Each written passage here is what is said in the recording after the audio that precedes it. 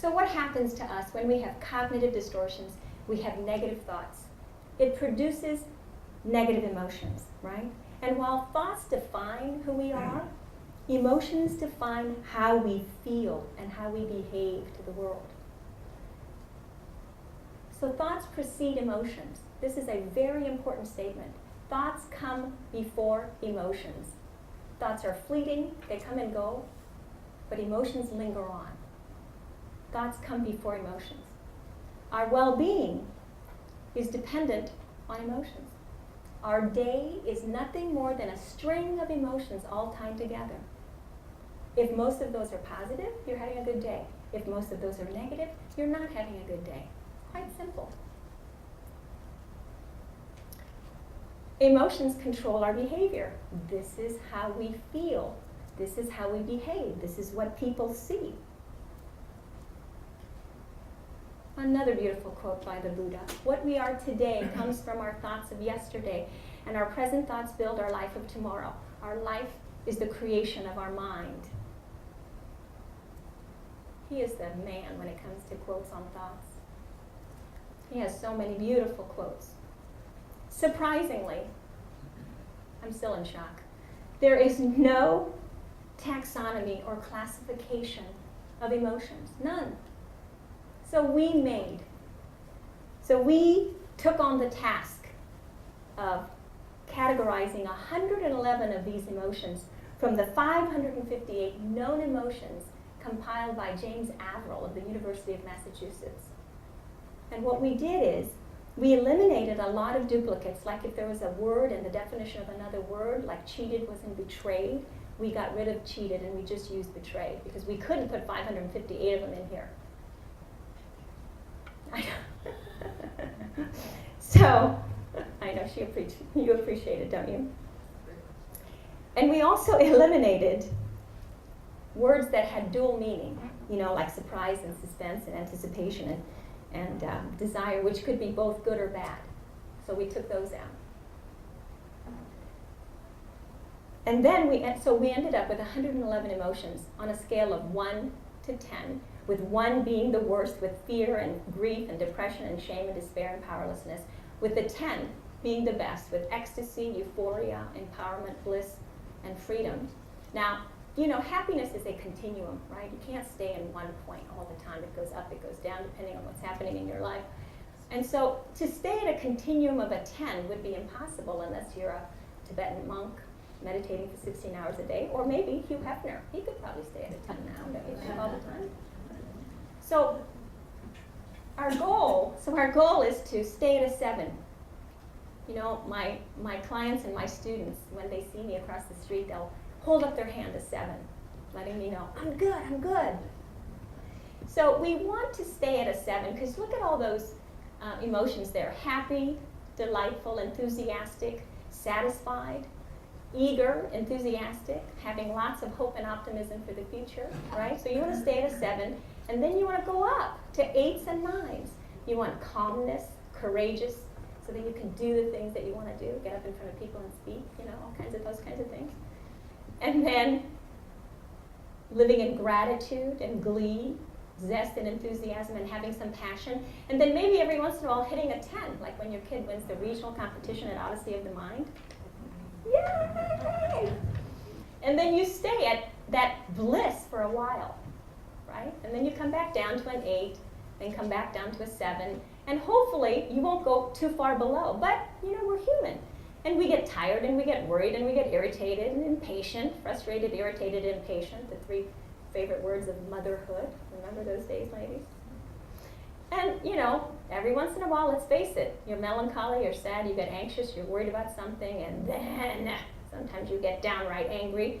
Guilt is down here, not so good, right? Self-pity, jealousy, and hopefully will never come down here, insecurity, unworthiness, and then shame and despair and powerlessness. Terrible, terrible emotions. So we call this the JoMAC scale. So what is so important about this emotional scale? Why is it helpful to have a hierarchy of emotions? Because our emotions are our cognitive altimeter. It tells us, just like in an airplane, how high we're flying. So if you're flying at a 5 and a below, then eventually you're going to hit a mountain. If you stay at a 6 and above, that's the goal. You're doing well. But remember the humanists and the Buddhists and the existentialists? They said, human lives are full of suffering, and that's really hard to do because SHIT happens, right?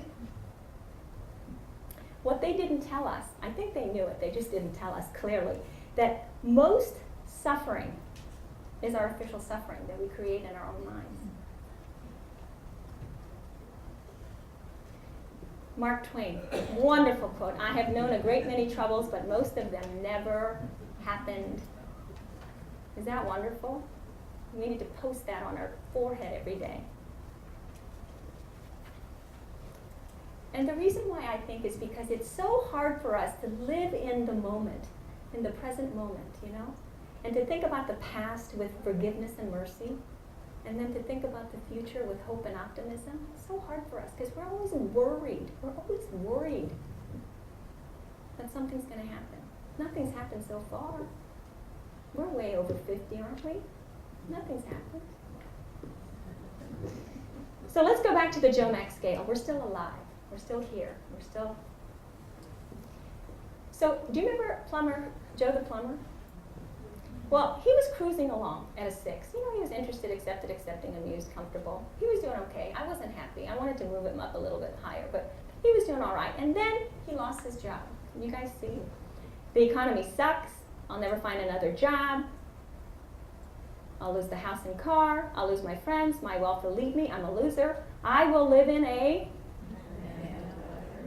van down by the river. So what has to happen? What we have to do is we have to teach this guy right here when he says, Joe the plumber says, the economy sucks, I'll never find another job. Stop!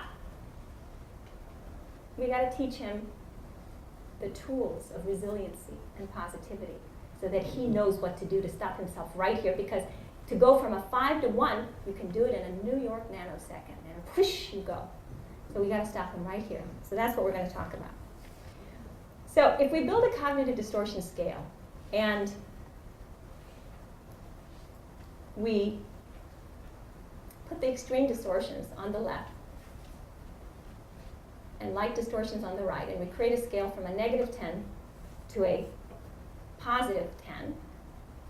Remember our diagnostic and statistical manual, The Insanities? Well, the extreme distortions of -10 to a +4 covers the mental diseases in the diagnostic and statistical manual. And then our JoMAC emotional scale that I just showed you covers us normal people, the ones that deal with cognitive distortions but manage them on a day-to-day basis. So from +1 to a +10, and there's a little bit of overlap. So the higher you go, remember 7, 8s, 9s, and 10s is where I want you to be? But we've got people living down here without a whole lot of hope and zest and enthusiasm and no passion for life, but we got them. That's why we have life coaches, right? So now remember, psychosis are those people that are at a -10, and there's 1% of the population, people who are psychotic. They have a high distortion of reality, of negative reality, and a complete loss of contact with reality. And that's what the definition of psychosis is. Any severe mental disorder where contact with reality is lost or highly distorted. So the difference between mental illness and mental wellness, remember, is the frequency, the magnitude, and the duration of the cognitive distortions. So up here you have a little bit, down here, horrible. Over here, you've got lots of normal people walking the streets not being very happy. You get that? Mental disease, mental wellness, lots of normal people here. And we want to move them up and get them out of there.